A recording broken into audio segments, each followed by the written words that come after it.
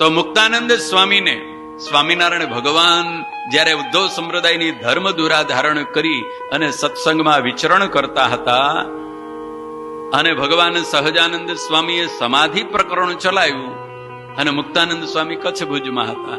સમાચાર સાંભળ્યા કે સહજાનંદ સ્વામી તો સમાધિ કરાવે છે. હવે જગતમાં એવી દ્રઢતા હતી કે આ કળિયુગમાં કોઈને સમાધિ તો થાય જ નહીં. અને આ સહજાનંદ સ્વામી આવો દંભ કેમ કરવા માંડ્યા છે? એટલે મુક્તાનંદ સ્વામી ધુઆપુઆ થઈ ગયા. મારાથી નાના છે અને ગુરુએ એમનામાં સદગુણ જોઈને ગાદી હોપીને મેં સ્વીકારી લીધા, એટલે કઈ આવો દંભ કરવાનો, આવો આડંબર કરવાની છૂટ એમને ન મળે. એટલે ધુઆપુઆ થતા હો, આ જગતમાં ધુઆપુઆ ઘણા બધા થાય ને, યાદ રાખજો. મુક્તાનંદ સ્વામી એમ જ આવ્યા, કચ્છમાંથી આવ્યા સીધા. ભગવાન સહજાનંદ સ્વામી કાલવાણી ગામમાં હતા. મુક્તાનંદ સ્વામી કહે છે, આ બધું શું ધાર્યું છે, આ બધું શું કરવા માંડ્યું છે? એટલે ભગવાન શ્રી હરિ અંતર્યામી પરમાત્મા સમજી ગયા. મુક્તાનંદ સ્વામી વડીલ છે, મોટા ગુરુભાઈ છે, મહારાજ બહુ આમન્ય રાખતા. મહારાજ બે હાથ જોડીને કે, સ્વામી હું તો કઈ કરતો નથી, આ તો આપણા ગુરુનો પ્રતાપ છે, રામાનંદ સ્વામીનો પ્રતાપ છે, આમાં હું શું કરું? મુક્તાનંદ સ્વામી કે છે, અમને શું કેવું? આ તો ના પડે, ગુરુનો પ્રતાપ કે છે, એટલે એમને કહેવાય કઈ રહે નહીં. પણ મુક્તાનંદ સ્વામીના હૃદયમાં મૂંઝવણ, ઘણું બધું કે, ઘણું સમજાવે કે આ કળિયુગમાં આ બધું ન કરાય. કોઈ રાજા, કોઈ બીજા, કોઈ વિરોધીઓ, કોઈ આપણા શત્રુઓ આ બધું જોશે અને સાંભળશે તો કેવી વાતો કરશે, જાત જાતના વિઘ્નો આવશે. માટે આપણે શાંતિથી ભગવાનનું ભજન કરો, આવી બધી ઉપાધિ નથી પડવું. એટલે ભગવાન શ્રી હરિ બે હાથ જોડીને કે, સ્વામી હું તો તમે કહો ને એમ જ કરું છું, હું કાંઈ કરતો નથી, આ તો આપણા ગુરુ રામાનંદ સ્વામીનો બધો પ્રતાપ છે. એટલે મુક્તાનંદ સ્વામીના હૃદયમાં વળી પાછી વધારે મૂંઝવણ થાય. અને એમ કરતા કરતા એક દિવસ સવારના પહોરમાં, બપોરના સમયમાં, એ જમાનામાં રિવાજ હતો, મંદિરોમાં ક્યાંય નાવા ધોવાની સગવડ ન હોય, નદી સરોવરના સ્નાન કરવા જવાનું.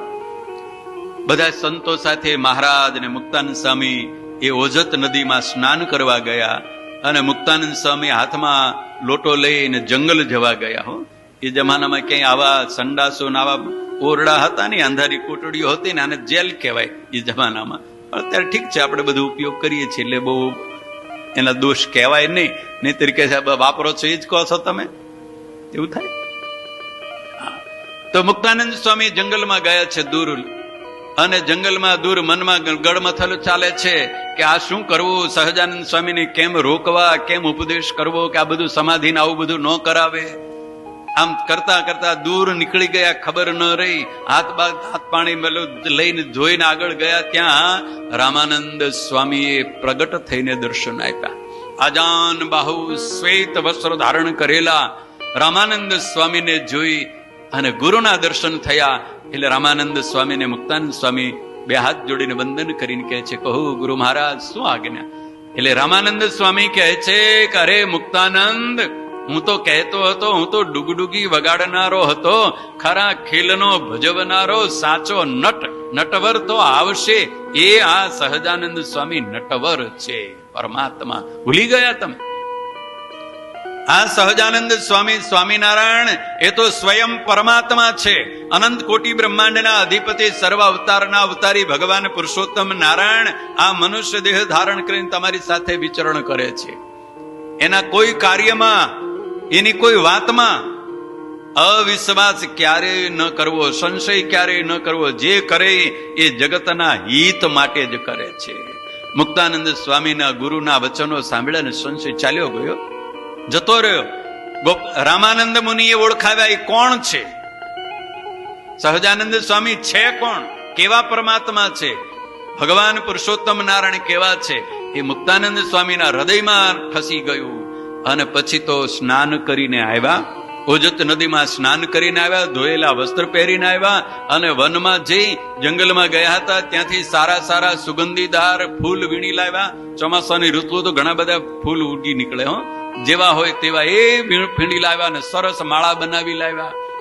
અને ભગવાન સહજાનંદ સ્વામીને ઊંચા આસન ઉપર બિરાજમાન કરી કંઠમાં પુષ્પની માળા પહેરાવી, આરતી પ્રગટાવી. અને મુક્તાનંદ સ્વામીએ ભગવાન સહજાનંદ સ્વામીની પોતાના હૃદયમાંથી, અંતઃસ્ફુરણામાંથી નીકળેલી આરતીના શબ્દો બોલી અને સ્વામિનારાયણ ભગવાનની આરતી ઉતારી, જય સદગુરુ સ્વામી પ્રભુ, જય સદગુરુ સ્વામી. આપણે રોજ ગાઈએ છીએ ને. દિવસમાં 5 વખત ગાવાનો વારો આવે છે, નહીં તો સાંભળવાનો વારો આવે છે. 5 વખત ભગવાનની આરતી શિખરબદ્ધ મંદિરોમાં થતી હોય ત્યારે આ મુક્તાનંદ સ્વામીના શબ્દો આપણે ગાઈએ છીએ. પણ આગળની લીટી યાદ રાખવા, આટલી બધી લાંબી વાત મેં કરી છે, આગળની એક લીટી સંભળાવવા માટે કરી છે.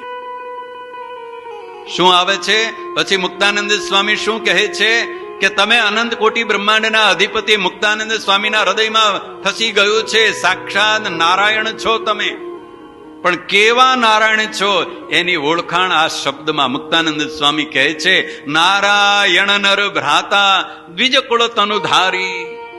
આ દ્વિજકુળમાં, ધર્મ વંશમાં તમે આ મનુષ્ય દેહ ધારણ કરીને પ્રગટ થયા છો.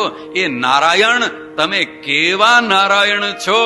નર ઋષિના ભ્રાતા, નારાયણ ઋષિ છો. નારાયણ નર ભ્રાતા દ્વિજકુળ તનુધારી. પછી ભલે ગમે તેટલા શબ્દો આવ્યા, યાદ રાખવો હોય તો રાખજો, ભૂલી જાવ તો વાંધો નહીં, પણ આ શબ્દ ભૂલાવો ન જોઈએ. કોણ નારાયણ છે? શાસ્ત્રોમાં અનંત પ્રકારના નારાયણની વાત આવે છે, પણ આ સહજાનંદ સ્વામી, સ્વામી નારાયણ એ કયા નારાયણ છે? આ મુક્તાનંદ સ્વામીએ અહીંયા સ્પષ્ટ કહી દીધું છે કે એ તમે કોણ છો? બદ્રીનાથ ધામમાં જે ભગવાન નર અને નારાયણ જગતના હિત માટે કઠોર અને ઉગ્ર તપશ્ચર્યા કરે છે, એ નારાયણ છો તમે. એટલે સ્વામિનારાયણ ભગવાન કહે છે કે આ નરનારાયણના સ્વરૂપમાં અને અમારામાં લેશ માત્ર પણ ફેર સમજશો નહીં. અમારું સ્વરૂપ જાણીને અમે આ નરનારાયણ દેવની પ્રતિષ્ઠા કરી છે. આ લાખો રૂપિયાના ખર્ચ કરી અને આ ભગવાન નરનારાયણ દેવ અમે પકડાયેલા છે. આ મુક્તાનંદ સ્વામીનો અભિપ્રાય. આ મુક્તાનંદ સ્વામી કહે છે કે આ નારાયણ કોણ છે એને ઓળખી રાખજો, બીજા ત્રીજા નારાયણ નથી. હા, એ અનંત કોટી બ્રહ્માંડના સ્વામી, અધિપતિ પુરુષોત્તમ નારાયણ, નર ઋષિના મોટા ભાઈ નારાયણ ઋષિ, એ જ સાક્ષાત દુર્વાસા મુનિનો શ્રાપ ગ્રહણ કરી અને આ મનુષ્ય દેહ ધારણ કર્યો છે. દુર્વાસા ઋષિએ શ્રાપ આપ્યો. સત્સંગ જીવન શાસ્ત્ર કહે છે, શતાનંદ મુનિ પોકારીને કહે છે કે બદ્રીનાથ ધામમાં 88,000 ઋષિ મુનિઓ આવ્યા અને 88,000 ઋષિ મુનિની વાત સાંભળવામાં અને નારાયણ ભગવાનના અમૃતમય વચનો સાંભળવામાં આ બધા ઋષિ મુનિઓ તન્મય થઈ ગયા હતા. અને એ વખતે દુર્વાસા મુનિ આવ્યા, કોઈથી સન્માન ન થયું અને આખી સભાને શ્રાપ દુર્વાસા મુનિએ આપ્યો. તો સભામાં જે બેઠા હોય એને શ્રાપ આપ્યો, એને જ પછી મનુષ્ય દેહ ધારણ કરવાનો હતો. એ મરીચી આદિ મોટા મોટા ઋષિ મુનિઓ એ 500 પરમહંસ રૂપે આવ્યા, હજારો હરિભક્તો રૂપે એ મરીચી આદિ 88,000 ઋષિ મુનિઓ આવ્યા. અને સભામાં બેઠેલા સ્વયં ભગવાન નર નારાયણ, એ નારાયણ ઋષિ પણ એ આવ્યા. શતાનંદ મુનિ કહે છે, સ્વેન કૃત્વા દ્વિરૂપમ, એક રૂપ હતું એનો 2 રૂપ કર્યા અને વળી પાછા દ્વિરૂપમ સ્વેન એકમ કૃત્વા, એ 2 રૂપને એક કરી અને આ સહજાનંદ સ્વામી, સ્વામિનારાયણ રૂપે તમે એ સ્વામિનારાયણ પ્રગટ થયા છો.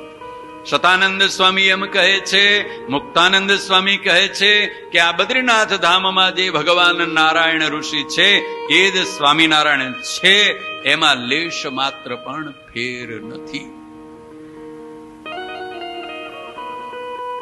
નિષ્કુળાનંદ સ્વામી ભક્ત ચિંતામણીમાં એમ કહે છે,